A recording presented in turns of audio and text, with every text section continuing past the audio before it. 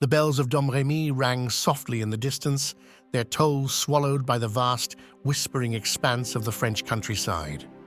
Amid the fields, a young girl stood transfixed, her gaze reaching beyond the world of men. In her mind, echoed voices only she could hear, divine whispers carried on the wind. Yet, within her burned a vision so fierce, so all-consuming, it would alter the course of history and turn her into a saint, a soldier, and a martyr. Joan of Arc's story unfolds against the chaotic backdrop of the 100 Years' War, a conflict that ravaged France and England for over a century. By the time Joan was born in 1412, France was a fractured kingdom, torn between the forces of King Charles VII and the English crown, with Burgundian allies further muddying the waters.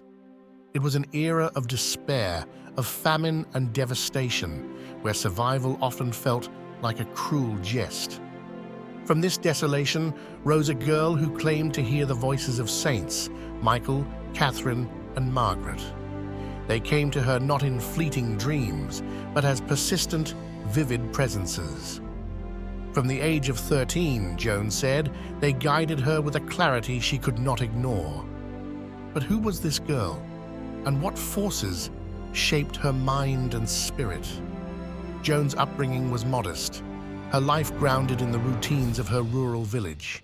She was devout, immersed in the Catholic faith that suffused every corner of medieval life.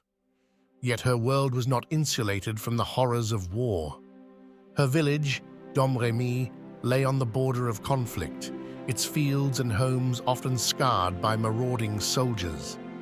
From an early age, Joan must have felt the fragility of her existence, the constant proximity of violence and loss. Psychologists might view Joan's voices through various lenses. Were they divine, as she believed, or the result of an intense religious fervor heightened by trauma? Could they have stemmed from a psychological condition, such as auditory hallucinations associated with schizophrenia or temporal lobe epilepsy? Whatever their origin, they cannot be dismissed as mere delusion.